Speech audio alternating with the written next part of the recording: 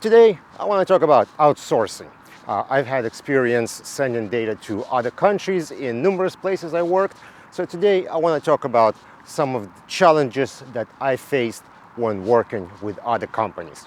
So let's talk about that today. This is a video I didn't really want to make. I had topics for this written down from multiple years back, and I kind of decided, you know what? This video is a little bit too negative. I try to be as positive as I can. But what happened is this guy, I don't know which company it's from, whatever outsourcing company it is, he's been messaging me on LinkedIn, right? And normally the way it works is like you get one message, two, maybe three, and then they go away, right? What this guy did was just absolutely insane. He sent me so many messages on LinkedIn saying, oh my God, outsourcing services, use our services, this and this and that. And he just was going non-stop. 50 messages is a minimum, probably more. He just kept going and going and going. And because of him, I kind of wanted to bring this topic back. So this is for you, buddy. As I mentioned, this is going to be kind of a negative video where I'll talk about different problems I've experienced with outsourcing, as well as others. So this is collaboration of not just my experiences, but other people who I've talked to. So mostly it's going to be talking about different problems. But the way I want to frame it is, the reason why I want to explain this to you is so you could make note of what could go wrong. And once you know things that could go wrong, you could put measures in place to prevent them from happening. I believe a lot of the issues I've experienced, as well as other people I worked with, were because we were either new to this, we did not know how things are going to work, and we didn't put proper things in contracts to protect ourselves from some of the things we were not happy with. So think of this as a video, what to look out for, and if you can anticipate these problems, you can resolve them. So enough introductions. Let's talk about different problems me and some of the people I worked with have experienced when outsourcing data to other countries. One of the outsourcing companies I worked with, their salesperson came to our office and met with us in person, where we got to discuss what the deal is and what they're offering. And so what happened is this gentleman comes in with a giant smile on his face, even bigger mustache, and this guy would just go, oh yes, yes, yes, yes, yes, yes, yes, this, oh you'll have this, oh yes, yes, yes, oh yeah. And he would just yes you to death. Everything is yes, oh absolutely, oh yes, we can. And what you have to remember, if you're having this initial meeting, that he's a salesperson. And salespeople will lie. What do you do? What's the practical solution? When you're having this meeting, when you're discussing what the company is gonna do for you, how you're gonna work together, all those things, make a list, write things down that are important to you. If they say something like, oh, it's going to be so-and-so, and you're like, oh, that's important, I want to make sure that happens. Or you ask a question, it's like, well, what about this? How is this going to be handled? And they answer, put that on the list, right? And then if you choose to go in agreement with that company and work together, you have a list of things that was discussed. Now you can take that list and send it to them so that it gets put into the final agreement and it gets signed off on. Because anything you talk to a salesperson and they said yes to, it means absolutely nothing. Anything that's important to you, write it down, send it over, make sure it goes into whatever agreement you guys are gonna sign on both ends. And this way, if something isn't being done according to how you like, you can always say, no, we signed the agreement that this is how things are gonna be. And then you guys have to follow what you signed. So I think that's probably the first and the most important takeaway of this whole video. Whatever you speak to about your salesperson, get it, everything in writing. One of the problems we had is people not speaking good English.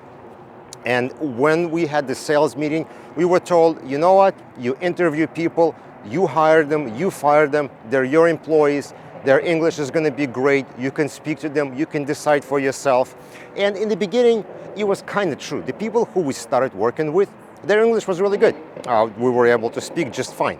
But as more and more people were being added to the team, their English was getting worse and worse and worse, to a point where we couldn't just speak to them. And we were told, like, hey, we can't communicate with these people. This is who are you sending to us? And they said, no. Here's what you do. Here's the manager. You talk through this manager, and then they will relay all the information. And that's not what was discussed, right? So we're already going off what we discussed at the initial meeting. So they were trying to kind of funnel all these people through a specific manager, which isn't what was the actual agreement to begin with. So English and this kind of, bait and switch kind of situation definitely were bad, and it left a lot of people very frustrated. Another problem was time zone issue. I'm sure when you send data all over the world, people are going to be in different time zones. Well, one of the companies we were working with, they would refuse to honor our time zone, right? So the way I was thinking, hey, these guys are working for me. So when I want to have a call with them or when I need to talk to somebody, I'll schedule a time and we'll do that. The answer from them was, oh no, this person already left the office. This person doesn't work at this time. You need to schedule calls around our time. So I have to figure out what time zone they're in exactly, and I have to make myself available during my time off to accommodate them, which was absolutely ridiculous, and I would not have any of that. Now, my boss at that time, he would get up at like 6 o'clock in the morning and he would do calls at 6:30 in the morning. I was like, I'm not doing that. This is absolutely stupid. These people are working for me and they need to accommodate me, right? Not the other way around. So if you ever have this discussion about, work at outsourcing, this is something definitely to be considered, because the outsourcing companies, multiple, they did not want to be flexible and speak to us when we're working. They wanted us to accommodate them and work on our off hours to have meetings with them. Another thing you can expect when working with another company is you can expect people to be not as productive as people who work in your company. And this was especially true when multiple jobs were involved, right? So I had this person working on a job and I go like, all right, I have a second job coming in here, can you start this? And he would be like, no, I can't start, I'm working on this. And I'm like, wait, what are you actually working on? And I'm trying to figure out what he's doing. And he was doing OCR. I'm like, computer's doing OCR, you're not doing anything. You take the second job and start doing whatever. And he goes like, no. Once this job is done, when I pass it on back to you, then I'll take the next job. Even though it was like a computer time, So things like that were definitely very frustrating to learn when I started working with some of these people.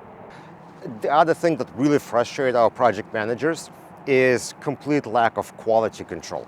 So when they would send something out to one of the companies, they say, okay, well, here is a job, I need you to do, ABC. And then they get the job back, and then the OPT file is like completely messed up. It's got some issues, there's some extra line breaks, things shift, and they're like, what is this? Why is this? Is there a problem? And the guy on the other side goes, well, we weren't looking out for that. This is whatever problem was there to begin with.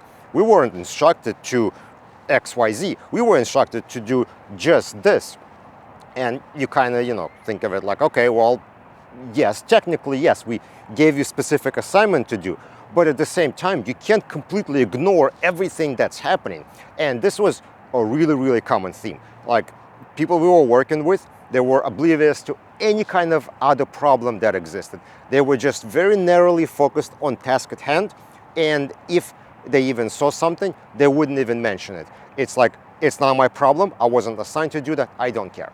And of course, if you work in lit support, you have to be looking out for everything. If the OPT file looks odd, or some image count doesn't add up, or text count doesn't add up to some other count, you always need to mention it. And that is something we were not getting.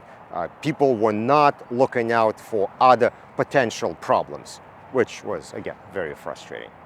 Now, here's something super important if you higher up in the company, or you're the person who organized all this outsourcing, is you're never going to get an honest feedback how things are going. All right, so let's say you're owner of the company or some CEO or whatever, and you bring outsourcing company and you tell your tech people to work with outsourcing company. Okay, guys, go work, and you walk away and you do whatever it is you're doing.